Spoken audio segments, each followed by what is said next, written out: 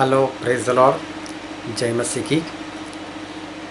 YouTube पर मेरे channel Stanley Macwan STANLEY Stanley Macwan MACWAN, उस चैनल को आप सब्सक्राइब करें और साथ में जो बेल आइकन है उसको भी टच करें ताकि मेरे सारे वीडियो जो है उसकी पहली जानकारी आप तक पहुंच जाए।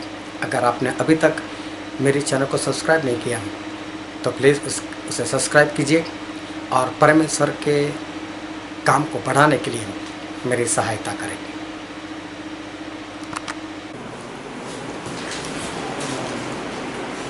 हाँ, परमेश्वर के वचन की ओर चले और बाइबल से पहला कुरिन्थी इसका 16वां अध्याय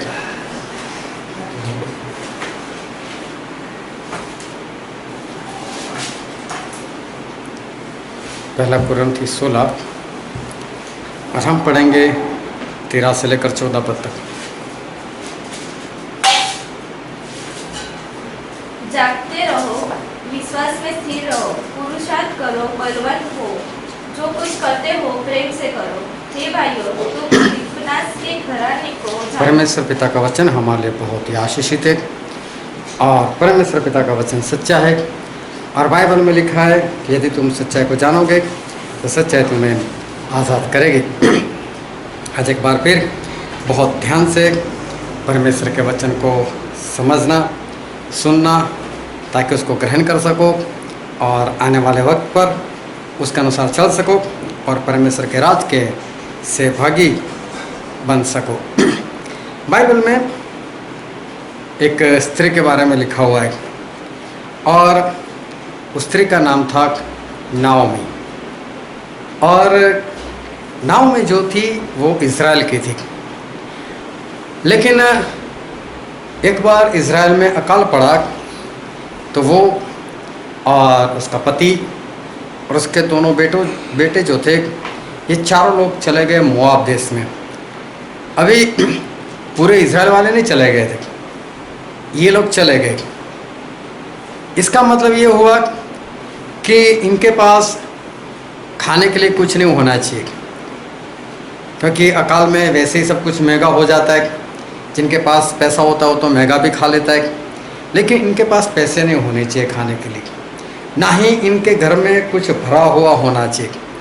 अगर ऐसा कुछ होता तो ये लोग मोआब देश में नहीं जाते, क्योंकि मोआब जो है वो इज़राइल का दुश्मन है।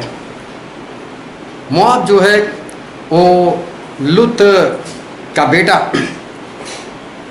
उससे पैदा हुई जो जाति है वो मोआबी लोग हैं।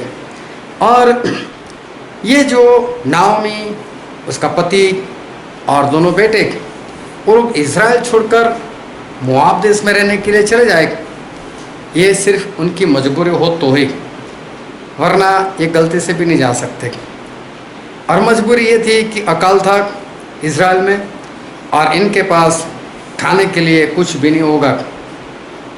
मतलब नाओमी और उसका घराना, ये लोग बहुत ही गरीब लोग होने चाहिए और इज़राइल में बिल्कुल आम से लोग होने चाहिए जिनका कोई नाम ना हो, ऐसे ये लोग जो है वो होने चाहिए। अभी देखो ये अपना देश छोड़कर ये लोग चले गए मोआब में। अब मोआब में कोई कारोबार तो शुरू नहीं कर सकते, इतना पैसा होता तो अपने ही देश में रहते, तो वहाँ जाकर भी क्या करते होगे, वहाँ जाकर भी मजदूरी करते होगे। अभी वहाँ पर दोनों बेटों की शादी हो गई। अभी देखो दोनों बेटों की शादी हो गई तो जिसके साथ शादी हुई होगी वो लड़कियां भी कैसी होगी, क्योंकि वो भी अगर अच्छे घराने की होती तो उनकी शादी इनसे नहीं होती, क्योंकि ये तो पहले से ही कंगाल है। ये लोग तो इनके पास कुछ है नहीं और ये खुद दूसरे देश में आए हुए तो उस देश की लड़कियां जो है इनके साथ शादी नहीं कर सकती। अगर अच्छे घराने की हो, पैसे वाली हो, तो शादी नहीं कर सकती। इसका मतलब दो बेटों के साथ जो दो लड़कियों ने शादी की, एक थी ओरपा, दूसरी थी रुत। ये दोनों ने इन दोनों बेटों के साथ शादी की, मतलब ये लोग भी आमसी औरत होनी चाहिए वहाँ पर। ये भी मुझे तो लगता है बहुत गरीब लोग होने चाहिए। तो ऐसी ये दोनों जो बहू आई रुत या ओरपा, वो भी ऐसी ही होनी चाहिए। अभी ये लोग शादी के बाद 10 साल तक उनके पति जिंदा रहे। 10 साल के बाद दोनों के पति भी मर गए। अभी ये दोनों लड़कियां जो थी ओरपा और रुत, ये दोनों विवाह हो गई, ये दोनों विधवा हो गई। वो भी अपनी जवानी में ही, अपनी जवानी में ही ये लड़कियां जो थी और रुत और ओरपा, ये दोनों वो तो विधवा हो गई। अभी ऐसा हुआ कि इज़राइल में वापस बरसात होना शुरू हो गई। नाव में तो वैसे ही कंगाल है, उसका पति भी मर चुका है, दोनों बेटे भी मर चुके, दो बहू है लेकिन दोनों जवान है, दोनों का भरोसा नहीं कर सकते, कभी भी किसी के साथ शादी कर ले या इसको छोड़कर चले जाए। नाव में खुद बूढ़ी है, सोच रही है अभी मैं तो वापस मेरे देश जाती हूँ। दोनों बहुओं को बुलाया, रुत और ओरपा को, दोनों को बोल दिया देखो मैं तो जा रही हूँ वापस इज़राइल को, क्योंकि मैंने सुना है कि परमेश्वर ने हम लोगों की खबर ली है और वहाँ पर बरसात हुई है, अब अकाल नहीं है तो मैं वहाँ पर जाती हूँ। और देखो मेरे और बच्चे तो है ही नहीं, दो थे दोनों मर गए, अभी तुम दोनों विधवा हो लेकिन जवान हो, तो ऐसा करो यहाँ पर शादी कर लो और आपकी शादी हो सकती है यहाँ पर, लेकिन मैं अकेली जा रही हूँ। तो दोनों बोलते हैं नहीं नहीं नहीं सास, हम आपको कैसे छोड़कर जा सकते, बोले नहीं हम तो आपके साथ आएंगे। लेकिन फिर नाव में इनको समझाया, तो ओरपा बोलती ठीक है चलो मैं तो चली जाती हूँ। ओरपा निकल गई, लेकिन रुत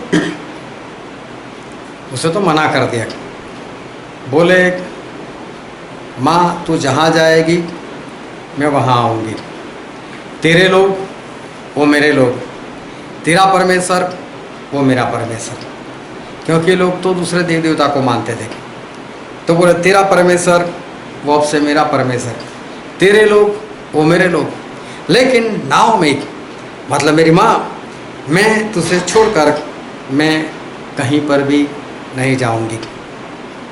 अभी चाहे जो भी हो, चाहे दोनों गरीब परिवार से हो, कुछ भी हो, लेकिन फिर भी ये दोनों स्त्रियाँ, ये दोनों विधवा बहुएं जो है वो अपना भविष्य तो बना ही सकती है। हो सकता है दिखने में खूबसूरत हो और उनको कोई अच्छा घराना भी मिल जाए, कोई अच्छा लड़का भी मिल जाए, होने को कुछ भी हो सकता है। ओरपा तो चली गई, लेकिन उसने तो पक्का मना कर दिया, बोले नहीं मैं नाव में, मैं तो तुझे छोड़कर मैं यहाँ से नहीं जाने वाली, बस मैं तो तेरे साथ और तेरे साथ ही रहूँगी।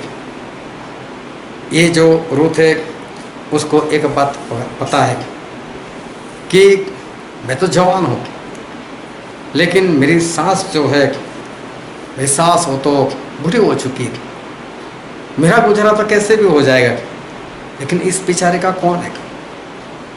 अगर उसके लड़के जिंदा होते तो मैं भी कौन से जाने वाली थी, दूसरी बहू जो थी वो भी कौन सा छोड़कर जाने वाली थी। हालात कुछ ऐसे हो गए तो अभी करे भी क्या। लेकिन ये रूथ जिसके पास चॉइस भी है, अपना भविष्य बना भी सकती है, लेकिन उसने सब कुछ छोड़ दिया, उसने अपनी सारी इच्छाओं को त्याग दिया, बस मैं नाओमी के साथ रहूँगी। अभी देखो कोई भविष्य नहीं इसका, रूथ का कोई भविष्य नहीं। हो सकता है मोआब में तो उसको कई लोग जानते हो, लेकिन इज़राइल में कौन लोग जानता होगा। वैसे ही गरीब जब नाओमी वापस जाती है तो वहाँ पर बोलती है कि मैं कंगाल होकर आई हूँ, मेरे पास कुछ नहीं है। इसका मतलब नाओमी के पास कुछ भी नहीं था, जीरो, शून्य, बूढ़ी हो गई है, उसका पति नहीं है, बच्चे नहीं है, कुछ भी नहीं है। अभी अगर कुछ करना है तो रुत कर सकती है। रुत को कमाई करनी है, रुत को खुद खाना है और अपनी सास को भी खिलाना है। अभी रुत को भी कौन सी बड़ी जॉब मिलने वाली, ना जमीन जायदाद है, कुछ भी नहीं, उसको भी मजदूरी करनी है। अभी जैसे वैसे ये लोग जो है वो लोग वहाँ पर इजराइल देश में ये लोग पहुँच गए। रुत ने अपना सब कुछ छोड़ दिया, सब कुछ अपना त्याग दिया। बहुत ही बुरी हालत इन दोनों की थी, और ख़ास कर रुत की, क्योंकि रुत मोआब की थी। अभी बाइबल में ऐसा लिखा है, हम पढ़ते रुत में उसका 2 अध्याय और उसका 2 पद।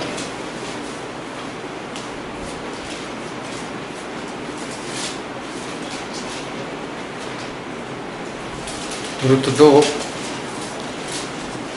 और 2।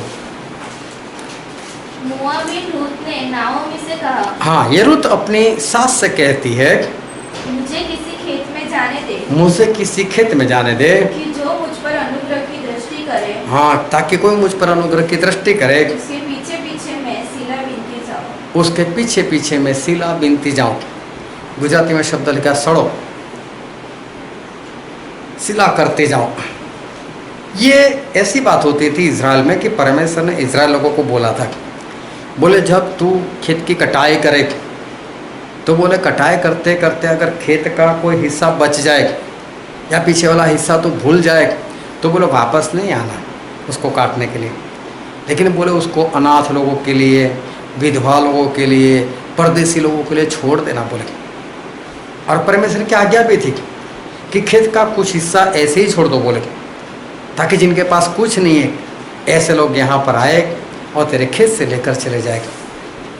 अभी देखो इज़राइल में एक विधवा कहाँ है, एक अनाथ कहाँ है, एक गरीब कहाँ है।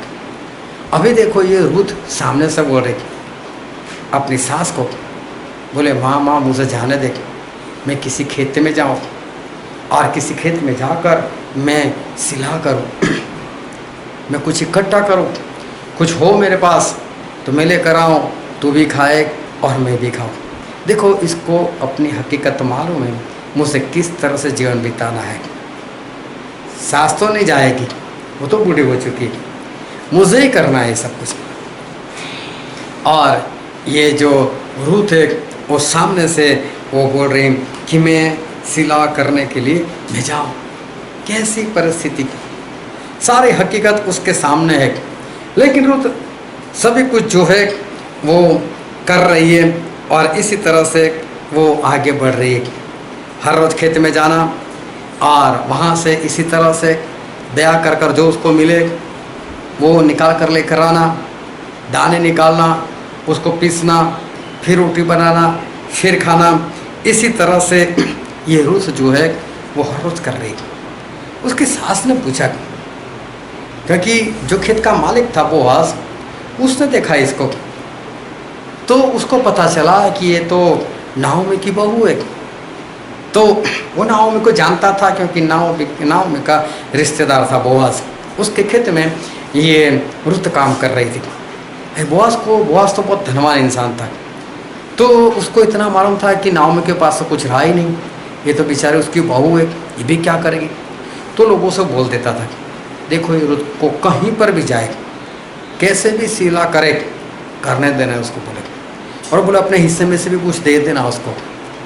तो क्या कर, जो कटाई होती थी ना उसमें से भी लोग रुत को दे देते थे। अभी उसकी नाओमी ने देखा, बोले इतना कैसे लेकर आती है, बोले तो कहाँ गई थी, किसके खेत में गई थी, क्या हुआ क्या नहीं।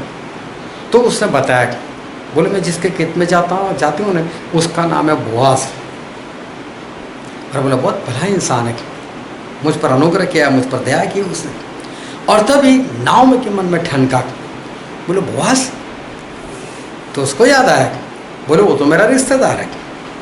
और इज़राइल में ऐसा था कि अगर कोई शादीशुदा इंसान बच्चा पैदा किए बिना मर जाए तो उस लड़की की शादी उसके भाई के साथ हो जाएगी,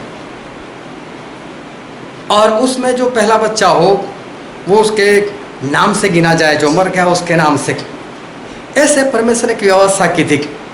लेकिन यहाँ तो 2 भाई थे, दोनों मर गए थे। जब ऐसा होता था तो उसके बाद जो भी करीबी रिश्तेदार होता था उसका नंबर लगता था कि उसके साथ। और ये कोई ज़बरदस्ती नहीं थी, लेकिन अगर कोई शादी करना ना चाहे तो ना भी करे, लेकिन परमेश्वर ने ऐसा बोला था कि ऐसा होना चाहिए। तो नाम एकदम ठन के बोले ये बोआज, तो फिर तो ये तो वही है जो रुत से शादी कर सकता है। और अगर उसने हाँ बोल दी और अगर उसने रुत से शादी कर ली तो बोले इसकी ज़िंदगी बन जाएगी, बहुत अच्छा हो जाएगा। तो उसने कुछ आइडिया दिया कि बोले रुत तो अभी जब जाए तो ऐसे ऐसे करना। बात भी कुछ अजीब सी थी, बात भी कुछ भारी थी, लेकिन रुत जो है उसको तो क्या मालूम है कि इजराइल लोगों की परंपरा क्या है, वो तो मोआब की है। लेकिन जैसे उसकी सास बोल रही है वैसे वैसे वो कर रही है। अभी बोआज को पता चल गया, बोले इसका करीबी रिश्तेदार तो मैं लगता हूँ और अभी इसके साथ मैं शादी कर सकता हूँ। लेकिन उसको एक और इंसान याद आ रहा है, बोले एक और है जो मुझसे भी पहले है और सबसे पहले उसका हक बनता है। उसने उसको बुला लिया और बुलाकर सबके सामने इकट्ठा किया। बोले ऐसी ऐसी बात है, तो उससे मना कर दिया। बोले मैं उससे शादी करना मैं नहीं चाहता। बॉस बोलता है फिर ठीक है, फिर उससे मैं शादी करूँगा। फिर सभी के बीच में सब कागजात हो गए और उसके बाद ये बोआज की शादी जो है वो रुत से हो गई। बहुत ही धनवान बोआज, उसका खेत आज भी है, आज भी उसके खेत के बाहर एक बड़ा बोर्ड लगा हुआ है कि बोआज का खेत। मैं वहाँ पर जाकर आया, वहाँ पर 2 चर्च बने हुए और बोआज का खेत आज भी वहाँ पर है, जहाँ पर वो चरवाहे जो थे वो रात में वहाँ पर थे। और उनके पास स्वर्गदूत ने आकर कहा था कि देखो बैतलहम में गौशाला के अंदर यीशु मसीह जो है वो पैदा हुए। ये जो खबर जहाँ पर दी थी वो खेत वो बोआज का खेत था। अभी देखो रुत कौन, एक मोआब की लड़की। मोआब कौन, तो बोले इजराइल का दुश्मन। परमेश्वर की निगाह में ये लोग श्रापित लोग थे क्योंकि अजीब तरह से पैदा हुए थे, इसलिए ये श्रापित लोग थे। लेकिन वहाँ की एक रुत नाम की लड़की वो इजराइल में आ गई। इजराइल में आई और बहुत ही ऐसी परिस्थिति में वो आई थी कि पूरी गरीबी, भविष्य का कोई ठिकाना नहीं, साथ में जवान, पूरी लंबी आयु किस तरह से बीतेगी कुछ अंदाजा नहीं, कुछ पता नहीं। और तभी ये जो रूत है वो ऐसी परिस्थिति में यहाँ आ भी गई और उसकी शादी भी हो गई, और शादी भी एक बड़े धनवान इंसान के साथ हो गई, बोआज के साथ हो गई जो बहुत धनवान था। अभी देखो एक ही रात में ये रूत वो तो पैसे वाली हो गई। जहाँ पर वो सिला करने जाती थी, बस जो कुछ मिलता था दया से मिलता था, वहीं की वो तो मालकिन बन गई। कहाँ से कहाँ इसके दिन जो है वो बदल गए। इतना ही नहीं, लेकिन जो उसका सबसे पहला लड़का हुआ उसका नाम उसने रखा ओबेद। ओबेद का लड़का यशाई और यशाई का लड़का दाऊद। देखो रुत के अंश में दाऊद, और आगे चलते हैं तो रुत के अंश में प्रभु यीशु आएगा। और यहाँ तक कि जब प्रभु यीशु की वंशावली लिखी, और इजराइल के लोग जब भी वंशावली लिखते हैं कभी लड़की का नाम नहीं लिखते, लेकिन रुत का नाम स्पेशल लिखा मत्ती में देखना। और बोआज को रुत के पेट से ओबेद हुआ, रुत का नाम लिखा गया। कितनी बड़ी बात। ये रुत जो है इस तरह से वो इजराइल में आ गई, उसकी शादी भी हो गई। मालूम नहीं मोआब में कैसी परिस्थिति में रहती होगी, लेकिन यहाँ पर आकर वो तो एक बड़ी मालकिन जो है वो बन गई। और रुत के जीवन में क्या से क्या ऐसी घटना हो गई कि रुत जो है वो बड़ी व्यक्ति बन गई। उसका नाम आज तक जो है वो चलता था। अभी बहुत ध्यान से इस बात को जो है समझना। नाओमी अलग है,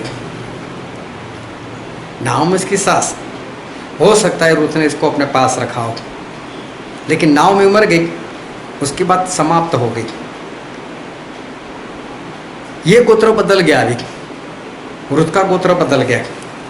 रुत दाऊद वाले गोत्र में आ गई, यहूदा के गोत्र में आ गई। रुत कहाँ की थी? मोआब की।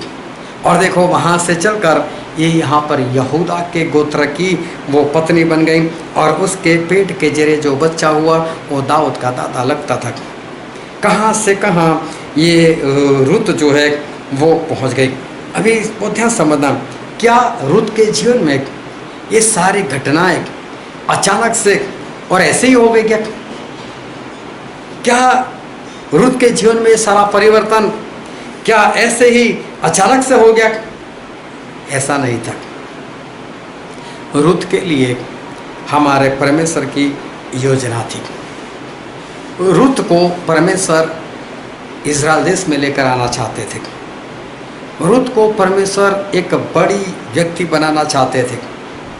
रुत को परमेश्वर एक ऊंचाई के ऊपर रखना चाहते थे। क्या बोआज कभी मोआब जाते क्या? अगर गलती से बोआज मोआब भी चले जाते तो क्या रुत के साथ शादी करते? पहले तो वो मोआब जाता ही नहीं, और जाते तो रुत से शादी भी नहीं करते। ऐसी कोई बात होने वाली नहीं थी।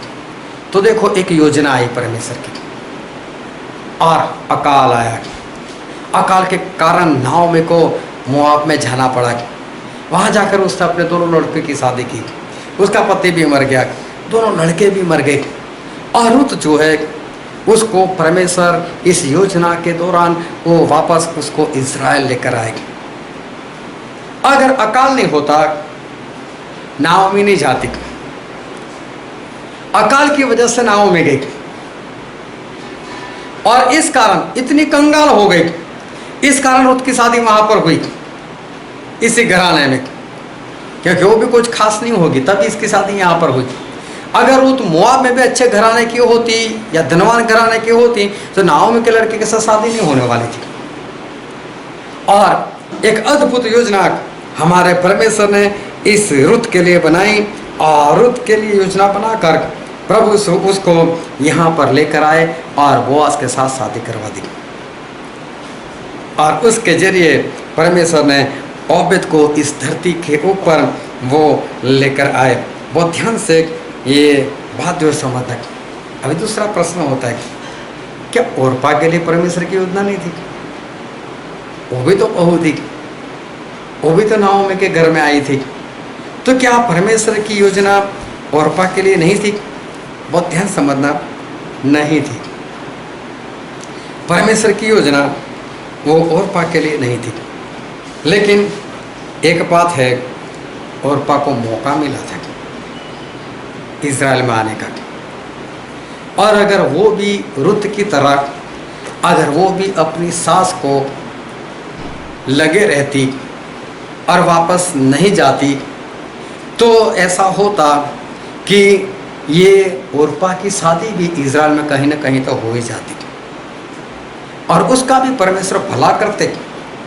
क्योंकि रुत के जरिए या नाओमी के जरिए ये जो ओरपा है उसको भी एक मौका तो मिला, लेकिन उसने उस मौके का फ़ायदा जो है वो नहीं उठाया। बहुत ध्यान समझना, या तो परमेश्वर की डायरेक्ट आपके लिए योजना हो सकती है, या तो परमेश्वर आपको किसी की योजना में आपको एक मौका जो है वो मौका दे सकते हैं। परमेश्वर की पौलुस के लिए योजना थी, और इसलिए पौलुस जो थे एक बार अपने साथी लोगों को लेकर जा रहे थे, दमस्क के रास्ते पर जा रहे थे, मसीह लोगों को मारने के लिए, सताने के लिए, जेल में डालने के लिए, ख़त्म करने के लिए जा रहे थे। लेकिन रास्ते में ऐसा हुआ कि उनके ऊपर बहुत बड़ी रोशनी आई, सिर्फ पौलुस के ऊपर नहीं, उनके साथियों के ऊपर भी। और पौलुस को एक आवाज़ आई, शाऊल शाऊल तू मुझे क्यों सता रहा है? तो शाऊल बोल रहे, प्रभु आप कौन हो? बोले, क्योंकि तेज रोशनी के कारण आंखें बंद हो गई थी, कुछ दिखाई नहीं दे रहा था। प्रभु आप कौन हो? बोले मैं यीशु हूं जिसे तू सता रहा है, मैं यीशु हूं। लेकिन तू जा और अब तुझे क्या करना है वो मैं तुझे बताऊंगा। ये सारी बातें पौलुस के साथियों ने भी सुनी, उनको भी कुछ दिखाई नहीं दिया, लेकिन रोशनी तो उनके ऊपर भी पड़ी थी। ये सारी जो आवाज़ थी वो उन लोगों ने भी सुनी थी। योजना सिर्फ पौलुस के लिए थी, लेकिन पौलुस के साथ जितने लोग थे उन सभी को भी एक मौका मिला। जब पौलुस ये आवाज़ सुनकर अपना जीवन परिवर्तन कर सकते तो बाकी के लोग भी परिवर्तन कर सकते। अगर पौलुस मसीह में आ सकते हैं तो बाकी के लोग भी मसीह में आ ही सकते हैं। मौका तो इनको भी मिला, लेकिन इन लोगों ने भी जो मौका मिला उसका फ़ायदा इन लोगों ने नहीं उठाया। परमेश्वर ने यूसुफ के लिए भी योजना बनाई। सपना सिर्फ यूसुफ को आया था, उनके भाइयों को नहीं आया था। दो बार सपने आए, दोनों बार परमेश्वर ने एक ही बात बताई कि यूसुफ को मैं उनके भाइयों से और माता पिता से भी ऊंचाई के ऊपर उठाऊंगा। ये योजना सिर्फ यूसुफ के लिए थी, लेकिन मौका सभी के हाथ में था। सभी ने सपना सुना था, सभी भाई लोग उसका साथ देते, सभी भाई लोग उसके साथ रहते, तो परमेश्वर उनको भी किसी न किसी तरह से उठाते। लेकिन इन लोगों ने तो क्या चाहा, इसका सपना पूरा ही नहीं होने देते। मतलब कि परमेश्वर की योजनाएं कोई तोड़ देते। अगर साथ दिया होता तो कुछ और होता। इन लोगों ने साथ नहीं दिया, खड्डे में डाल दिया, वहाँ से निकाल कर बेच दिया। इस्माइली लोगों ने यूसुफ को मिस्र में बेच दिया। पुटीफार ने खरीद लिया। पुटीफार ने भी देखा इसका परमेश्वर इसके साथ है, इसके कारण मुझे भी आशीष मिल रही है, लेकिन फिर भी अपनी पत्नी के बहकावे में आकर उसने यूसुफ को सजा दी, उसको जेल में डाल दिया। वहाँ पर दो लोग आए, उनको सपना आया। यूसुफ ने उनका सपने का मतलब बताया। एक का सपना अच्छा था, जो पानी पिलाने वाला था। उसको यूसुफ ने बोला 3 दिन के बाद फिर उन वापस तुझे अपने पद पर लेने वाला है।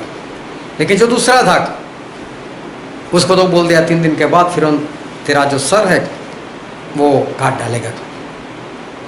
यूसुफ ने दूसरे वाले को बोला, दूसरे वाला मतलब जिसको वापस फिर अपने पद पर लेने वाला था, उसको बोला देख, जब भी फिरौन तुझे अपने पास बुला ले, बोले तो एक काम करना, फिरौन से बात करना, मुझे यहाँ से छुड़ा लेना बोले, क्योंकि इस जेल में आने योग्य मैंने कोई भी काम नहीं किया है। ऐसा कोई काम मैंने नहीं किया है। तू फिरौन से बात करना और तू मुझे छुड़ा लेना। लेकिन वो तो बाहर निकल गया, वो तो खुश हो गया, फिर भूल गया कि किसी ने मुझे सपने का अर्थ बताया था और सपने के अर्थ के मुताबिक ही मेरे जीवन में ये सब कुछ काम जो है वो काम हुआ। वो तो भूल गया। उसके 2 साल बाद फिरौन को सपना आया। फिर उन्होंने बहुत लोगों को बोला है, लेकिन किसी के पास सपने का मतलब नहीं। तब उसको याद आया, बोला हाँ यार वो सब तो है। तो बोला चलो यूसुफ को भी बुलाते। तो यूसुफ को बुलाया गया और बाद में यूसुफ ने अर्थ बताया किस तरह से करना है, कैसे 7 साल भरपूरे के आने वाले हैं, कैसे उसके बाद अकाल पड़ने वाला है और कैसे अकाल की परिस्थिति से गुजरना है और हमें उससे बचने के लिए क्या करना है। सब कुछ यूसुफ ने बताया और फिर उन्होंने उसको उस पद पर रख दिया। और फिर उन्होंने बोल दिया यूसुफ सिर्फ बैठने के लिए मैं तेरे सूप पर, वरना सब कुछ मैं तुझे कुछ करे काम करने वाला हूँ और तू ही सबसे बड़ा। और यूसुफ जो है वो मिस्र देश के वो प्रधानमंत्री बन गए। परमेश्वर की यूसुफ के लिए योजना थी और परमेश्वर ने उसको ऊंचाई के ऊपर बिठाई दिया। परमेश्वर की योजना जब भी होती है, जिसके भी लिए होती है, अच्छी ही होती है, लेकिन आसान नहीं होती। अच्छी तो होती है लेकिन आसान नहीं होती। अगर रुथ ने कहीं पर भी बोल दिया होता मैं नहीं आ सकती तेरे साथ, और नाओमी के साथ नहीं जाती, तो फिर योजना इधर उधर हो जाती, फिर उसका कुछ भला नहीं होता। यूसुफ भी कहीं पर इधर उधर हो गए हो तो छोड़ो, ये परमेश्वर तो मेरे सुनते नहीं, मैंने कुछ भी नहीं किया, फिर भी कभी जेल में कभी गुलाम, छोड़ो परमेश्वर को मानना ही नहीं है, तो फिर बात कुछ और हो जाती। तो परमेश्वर जो है वो योजना तो बनाते, योजना के अनुसार काम भी करते, योजना अच्छी ही होती है लेकिन आसान नहीं होती। क्या परमेश्वर आकर यूसुफ को बोलते कान में, यूसुफ देखते जेल आएगी, यूसुफ पोटीफार की पत्नी तेरे ऊपर इल्जाम लगाएगी, देख तुझे खड्डे में डाल दिया जाएगा, तू गुलाम बना दिया जाएगा, लेकिन तू फिक्र मत करा, मैं तेरे साथ हूँ। एडवांस में क्या बताते? अगर एडवांस में बता दो फिर तो दिखते हाँ भाई कोई बात नहीं, कितने साल परमेश्वर, हाँ कोई बात नहीं, इतने ही साल बिता नहीं, फिर तो मैं निकल जाऊँगा यहाँ से बाहर। लेकिन परमेश्वर ऐसा कुछ बताते नहीं है। हाँ सपने के जरिए इतना बता दिया था, ऊंचाई के ऊपर लेकर जाऊँगा, लेकिन कैसे वो नहीं बताया। तो इसलिए परमेश्वर की योजना जो है वो इंसान के लिए अच्छी तो होती है लेकिन आसान नहीं होती है। परिस्थिति चाहे कैसे भी आए लेकिन उसमें बना रहना पड़ता है। रुत के जीवन से पता चलता है कि रुत के जीवन में कैसी कैसी कठिनाई आएगी। अपने लोगों को छोड़कर नाओमी के साथ इजराइल आ जाना, कोई पहचान नहीं, नाओमी के लिए गुजारा का, नाओमी का भी गुजारा करना है, उसके लिए जो लोग ऐसे ही छोड़ देते लोगों के लिए वहाँ से जाकर दाने इकट्ठा करना है, जैसे भीख मांगने के समान जैसे हो गया, ऐसी बात हो गई, ऐसा काम करना है। और बहुत ही बड़ी बात होती है, लेकिन परमेश्वर की योजना अच्छी होती है लेकिन आसान नहीं होती। लेकिन उसके अंदर कोई भी परिस्थिति हमारे जीवन में आए तो उस परिस्थिति में हमें बना रहना पड़ता है। तो रुत के जीवन से पता चलता है कि परमेश्वर योजना बनाते हैं, अच्छी बनाते हैं लेकिन आसान नहीं होती। एक दूसरी बात यहाँ पर हमको पता चलती है कि परमेश्वर की निगाह में सभी एक है।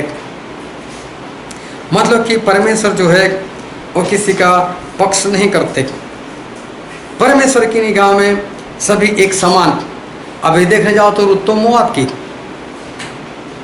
और मोआब के लोग वो तो इजराइल के दुश्मन, और परमेश्वर तो इजराइल के परमेश्वर। लूत की अंश ये लोग तो श्रापित लोग।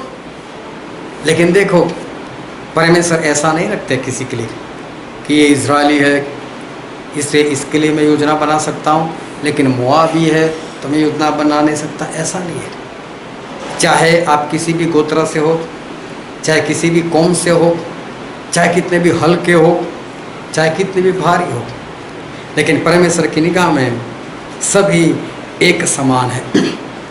एक तीसरी बात यहाँ पर पता चलता है कि परमेश्वर जब किसी के लिए योजना बनाते हैं तो परमेश्वर का उद्देश्य, परमेश्वर का उसके पीछे जो लक्ष्य होता है वो छोटा नहीं होता, बहुत बड़ा होता है। परमेश्वर कोई छोटा नहीं करते काम। परमेश्वर जब भी काम करते हैं तो परमेश्वर बहुत बड़ा काम करते हैं। बहुत ध्यान से इस बात को समझना कि परमेश्वर बहुत बड़ा लक्ष्य जो है वो किसी के लिए भी रखते। मैं मेरे खुद की बात करूं, हमारा घर कौन सा इतना बड़ा है, हमारा खानदान ऐसा कौन सा बड़ा है, किसी के भी ठिकाने नहीं है। कोई भी ऐसा नहीं है कि जिसके कारण हम बोल सके मेरा दादा तो ये थे, कुछ भी नहीं। ऐसा कोई नहीं था हमारे खानदान में जिसके कारण हम कह सके कि नहीं मेरा दादा ऐसा था, कि मेरा दादा का बाप ऐसा था, कि मेरा बाप ऐसा था। हाँ, एक साधारण सा परिवार, साधारण से परिवार में बड़ा हुआ, कोई पहचानता नहीं था।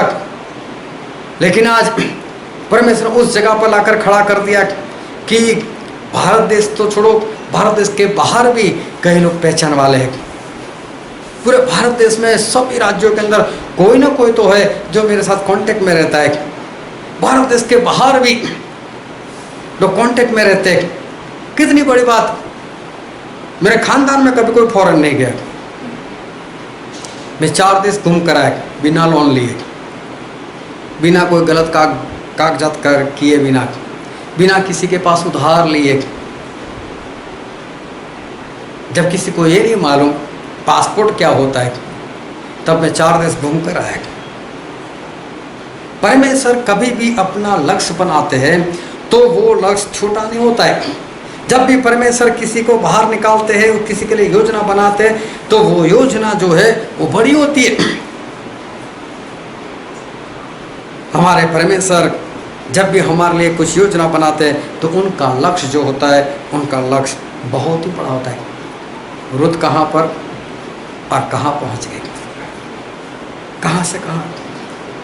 हमारे परमेश्वर जो है वो ऐसे ही काम करते, वो हमें कहाँ से कहाँ पहुँचा देते।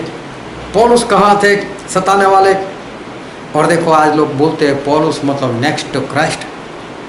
मैं प्रभु के बाद अगर कोई पवित्र जीवन जिया हो तो वो तो पौलुस है। कितनी बड़ी बात, परमेश्वर इस तरह से हमें ऊंचा उठाते। अगर हमारे लिए परमेश्वर जो है वो अगर योजना बनाए तो परमेश्वर का उनके पीछे जो लक्ष्य होता है वो लक्ष्य बहुत ही बड़ा होता है। उनका लक्ष्य वो बहुत ही बड़ा होता है। मैं तो ऐसे घर में बड़ा हुआ था कि मेरे चाचा लोगों ने अच्छे घर बना लिए तो ताने मारते थे, बोले तेरे बाप ने बनाया नहीं, तेरे बाप ने बनाया नहीं। बोला आज किराए से घूमना पड़ता है, ऐसे ताने मारते थे। लेकिन परमेश्वर ने कहाँ से कहाँ जो है वो परमेश्वर मुझसे जो है इतनी ऊंचाई के ऊपर लेकर आए। रुत के वंश में दाऊद आ गए, रुत के अंश में प्रभु यीशु जो है वो भी आ गए। वंशावली में रुत का नाम भी परमेश्वर जो है उन्होंने रख दिया। और एक चौथी बात हमको यहाँ पर देखने को मिलती कि काम सिर्फ परमेश्वर करते हैं, बस उसमें हमारा ज्ञान नहीं चलता, हमारी ताकत नहीं चलती, हमारा सामर्थ्य जो है वो नहीं चलता।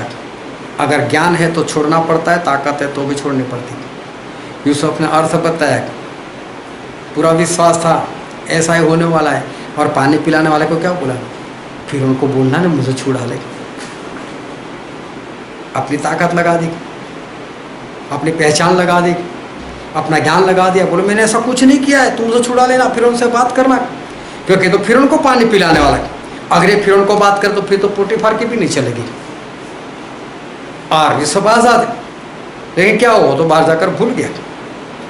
मतलब हमारा ज्ञान लगाएंगे, हमारी ताकत लगाएंगे, हमारा सामर्थ्य लगाएंगे परमेश्वर की योजना को पूरी करने में, तो कहीं ना कहीं पर हम रुक जाएंगे, लेकिन आगे बढ़ना जो है वो हमारा नहीं होगा। पौलुस ने भी क्या बोला, गमलीएल के पास सीखे थे, बोले जो भी मैंने पाया था वो सारा का सारा कचरा है, सारा का सारा कचरा है, और मैंने उसको हानि समझा, और मैंने सब कुछ जो है वो मैंने सब कुछ छोड़ दिया। हमारे परमेश्वर जो है वो किसी का पक्ष नहीं करते, वो किसी के भी लिए योजना बना सकते, चाहे मोआब की रुत हो, फिर भी परमेश्वर उसके लिए योजना बना सकते हैं। और रोमन में ऐसा लिखा है, रोमन उसका 2 अध्याय उसका 11वां पद, क्योंकि परमेश्वर किसी का पक्षपात नहीं करता। हाँ, परमेश्वर किसी का भी पक्षपात जो है वो नहीं करते। अगर परमेश्वर पक्षपात नहीं करते तो क्या उन्होंने सिर्फ रुत के लिए योजना बनाई? क्या उन्होंने दूसरे किसी के लिए जो योजना है वो योजना नहीं बनानी चाहिए? क्या ओरपा के लिए परमेश्वर ने योजना नहीं बनाई?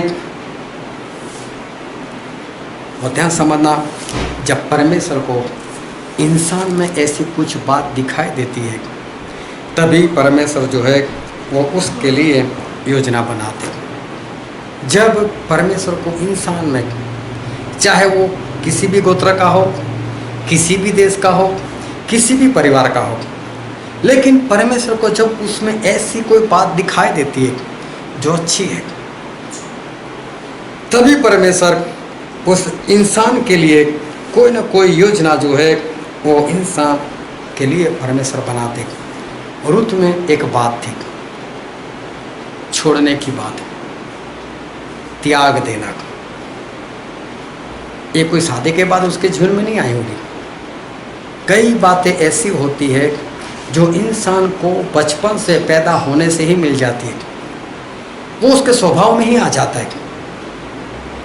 परमेश्वर की ओर से एक न एक टैलेंट वो इंसान के अंदर होता ही होता है, बस इंसान को उस टैलेंट को बढ़ाना है। और जब परमेश्वर किसी के जीवन में उस टैलेंट को देखते हैं तो परमेश्वर पक्का उसके लिए कोई न कोई योजना जो है वो बनाते। परमेश्वर ने यूसुफ को कब सपना दिखाया? बड़ा हो गया तब? छोटा था तब बताया?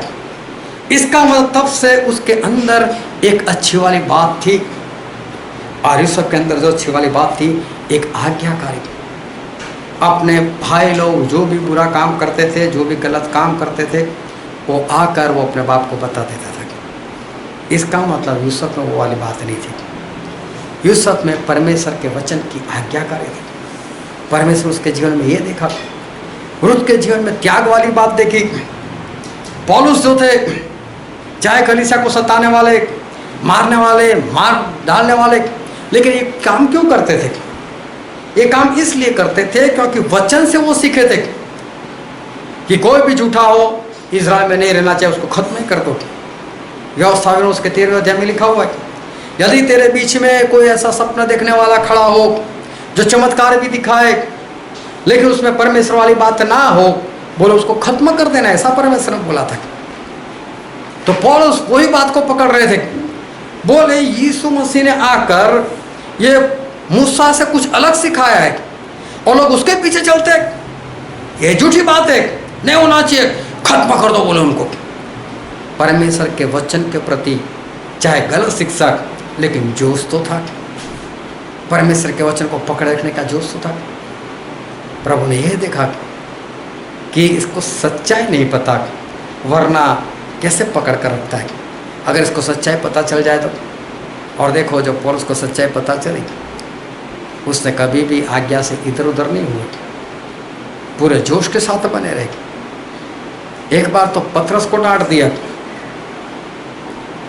बाद में आए थे, लेकिन ऐसा जोश परमेश्वर की आज्ञाकारी के अंदर, परमेश्वर के वचन के अंदर जो आवेश होना चाहिए, जो जोश होना चाहिए, वो इस पौलुस के अंदर थे। इसलिए परमेश्वर ने वो देखकर उनको चुन लिया। अब्राहम ने एक बार बोला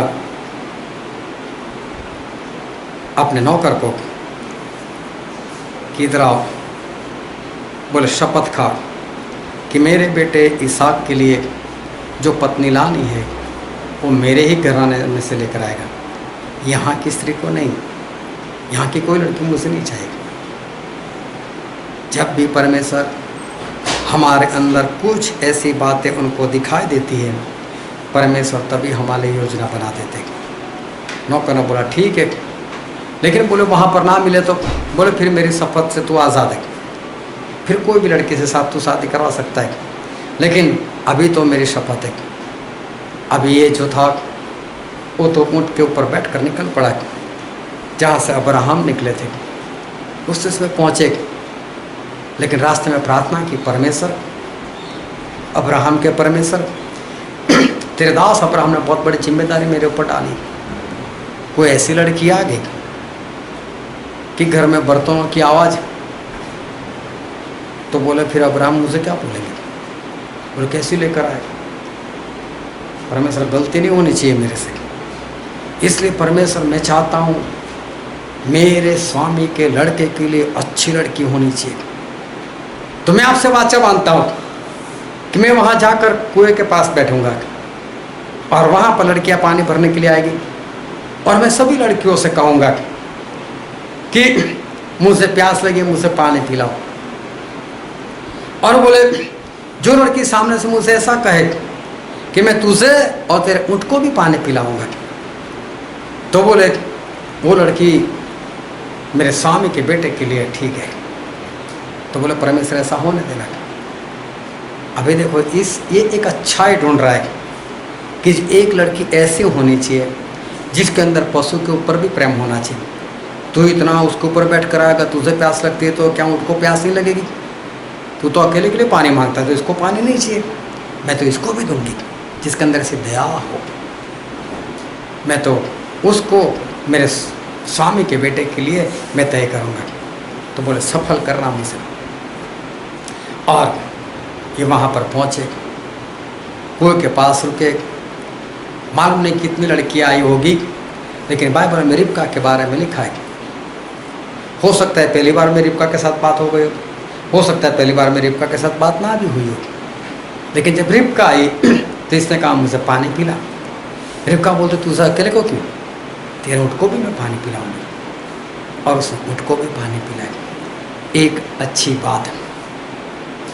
और उस अच्छी बात के लिए देखो इसको उस इसहाक के वंश में जाने को मिला। क्या ये बात अभी अभी जब कुएं के ऊपर पानी भरने के लिए आएगी तभी ये रिबका के अंदर आई होगी? नहीं, ये बचपन से होती है दया। कोई भी चीज़ इंसान के अंदर है, जो भी है वो बचपन से ही उसके अंदर होती है। बस उसको अच्छे से उसमें बने रहना है, या तो उसमें हमें आगे बढ़ना है। मेरे बचपन से मेरा कोई चाल चलन तो सही नहीं था, लेकिन फिर भी मैं जो कुछ भी करता था ना उसमें पछताता बहुत था। जो कुछ बुरा करता था फिर मैं पछताता, अरे ऐसा नहीं करना चाहिए, ऐसा नहीं करना चाहिए। लेकिन दूसरी बार जब कर रहा तो कर तो देता ही था, लेकिन फिर पछतावा। और मेरे अंदर दया बहुत थी। मैंने आज तक कभी भी किसी को, मेरे अंदर जितनी ताकत उसी ताकत से मैंने कभी किसी को थप्पड़ नहीं मारी। मुझे दया ही आ जाती थी। मार तो देता था लेकिन मेरी ताकत कुछ कम कर देता था। खैर ज़्यादा लग गया तो इसको कुछ हो गया तो फिर उसके बाद में घर पर जाकर पछताता भी था। लेकिन मित्र लोग कुछ ऐसे थे लड़ाई झगड़ा करते थे तो मुझे भी हाथ उठाना पड़ता था। लेकिन बाद में ऐसा होता था नहीं यार ऐसा नहीं करना चाहिए, ऐसा नहीं करना चाहिए। दया पर जाती थी। और परमेश्वर जो है, मुझे ऐसा लगता है कि यही बात देखकर परमेश्वर ने मुझे भी चुन लिया। मेरे लिए भी परमेश्वर ने एक योजना बना दी। लेकिन जो भी करना है हमें वो समझो बिना कुड़कुड़ाए जो है वो हमें करना है। क्योंकि फिलिपी में ऐसा लिखा है, फिलिपिया इसका 2 अध्याय और उसका 14वां पद। सब काम बिना कुड़कुड़ाए और बिना विवाद के किया करो। हाँ, सब काम बिना कुड़कुड़ाए और बिना विवाद से किया करो। अगर आपको आपके बाप ने बोल दिया कि 1 गिलास पानी लाओ, हाँ यार अब बात खत्म हो गई। उसके बाद भी देना तो है, लेकिन अब उसका फल नहीं मिलने वाला। करो बिना कुड़कुड़ाए। कुड़कुड़ाने का मतलब तकरार, बिना कुड़कुड़ाए करो। कोई भी काम जो हमें करना है वो बिना कुड़कुड़ाए करना है। और इसलिए जो वचन आज हमने पढ़ा था 1 कुरिन्थी उसका 16वां अध्याय और पढ़ो तो उसका 14वां पद।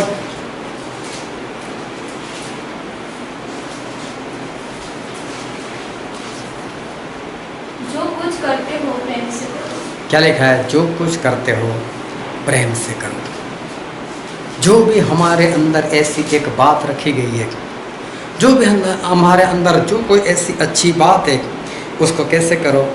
प्रेम से करो। बस प्रेम से करो। और देखो रुत के अंदर एक त्याग की भावना थी। जो छोड़ो यार जाने दो, बस जो भी जो छोड़ो जाने दो। लेकिन प्रेम से करती थी। जो भी करती थी प्रेम से करती थी। जो भी त्याग की भावना थी उसके अंदर प्रेम से। उसके सास ने बहुत बोला तू जा यहाँ से, तेरे देवता को मान, किसी के साथ शादी कर ले, तेरा भविष्य बना ले। अब मेरे पास कोई लड़का नहीं जिससे मैं तेरी शादी करवा सकूँ, कुछ भी नहीं है, और जा तो। लेकिन अपनी बात पर अड़ी रही। और वो भी क्या है, अभी बन गई सास, अभी जाना ही पड़ेगा ना, ऐसा नहीं। प्रेम के साथ मेरी सास है, करूँगी और करती रहूँगी, चाहे मेरी ज़िंदगी जैसे भी चली जाए, लेकिन अब मैं इसी के साथ रहूँगी, प्रेम के साथ। अगर प्रेम नहीं होता ना तो ये बात कहीं न कहीं वो छोड़ देती। वो ध्यान समझना, पौलुस के अंदर जो जोश था परमेश्वर के वचन के प्रति नहीं, ऐसा है और ऐसा ही करना है। अगर कहीं पर भी पौलुस के अंदर प्रेम नहीं होता, उस जोश के अंदर, तो कभी न कभी ये काम बंद छोड़, मुझे क्या, लोग यीशु का प्रचार करते, मुझे क्या लेना देना। याजक लोग भी थे और लोग भी थे, कौन सा इतने जोश से काम करते थे? बोलते तो वो भी थे, नहीं नहीं ऐसा होना चाहिए, ऐसा होना चाहिए, ये लोग गलत कर रहे, लेकिन जोश कहाँ था उसमें? जब प्रेम नहीं होता तो आपके अंदर जो भी ऐसी अच्छी बात है उसको आप ज़्यादा देर तक नहीं कर सकते, कहीं ना कहीं आप उसको छोड़ दोगे। प्रेम होना चाहिए, प्रेम से करोगे तो ही वो बात लंबे तक चलेगी। यूसुफ बचपन से आज्ञाकारी, तो देखो गुलाम बन गया तो भी आज्ञाकारी, जेल में गया तो भी आज्ञाकारी। वही प्रेम से एक बार भी जो अगर यूसुफ ने बोला हो तो कि परमेश्वर मेरे साथ क्यों ऐसा, छोड़ो, मुझे आज्ञाकारी करनी है, तो फिर प्रेम से ही क्यों ना करे? प्रेम से करो, जो भी काम करना है वो प्रेम से करो। जो भी हमारे अंदर अच्छाई है आप उसको करते हो। मैंने बहुत लोगों को देखा है और उन्होंने बहुत सारी अच्छाई देखी है। मैंने ऐसी स्त्रियों को देखा है, किसी की भी सेवा करनी हो, बीमार की, भाग कर जाएगी, सेवा करेगी, लेकिन बाद में कुड़कुड़ा है भी।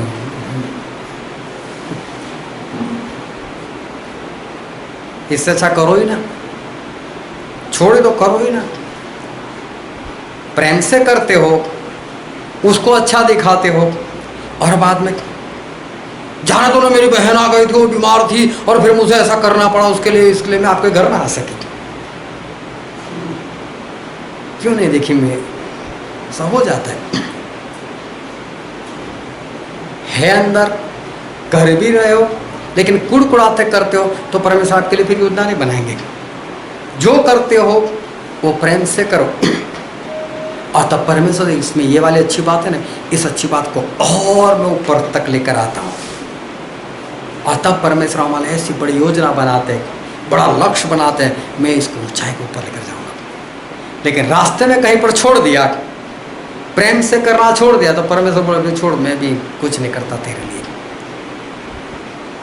तो पौलुस के अंदर जो जोश था, साथ में परमेश्वर का प्रति प्रेम था, तो बने रहे थे। यूसुफ भी बने रहे थे प्रेम से आज्ञाकारी के अंदर, और रुत भी प्रेम से बनी रही।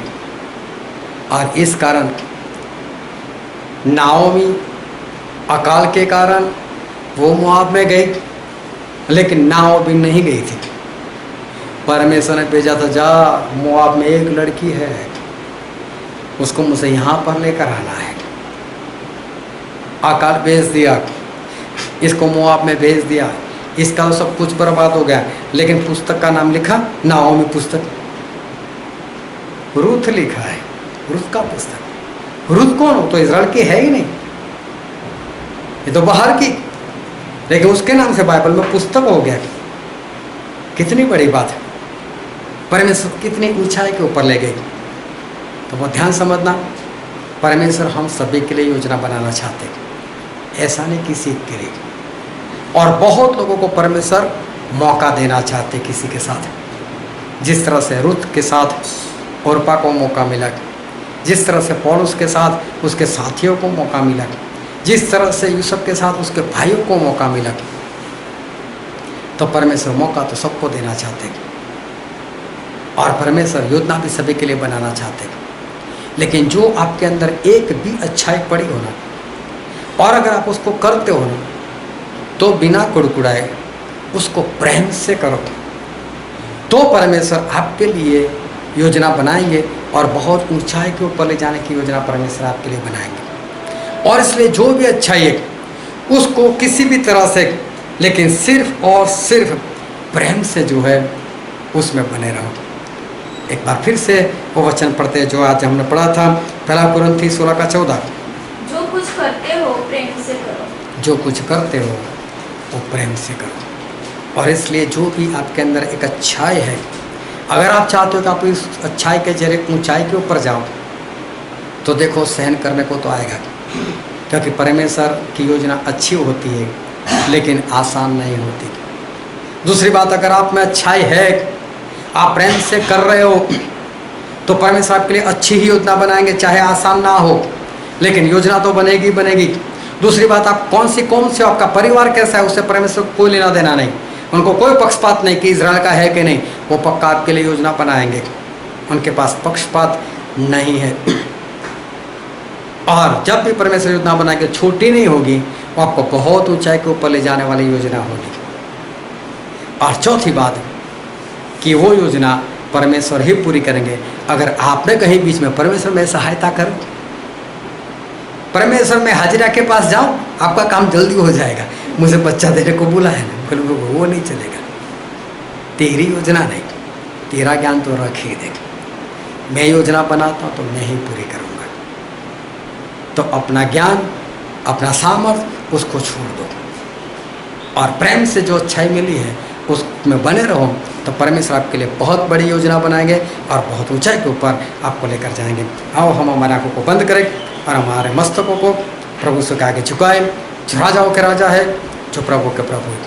सभी लोग अपनी आंखें बंद रखें। प्रियो,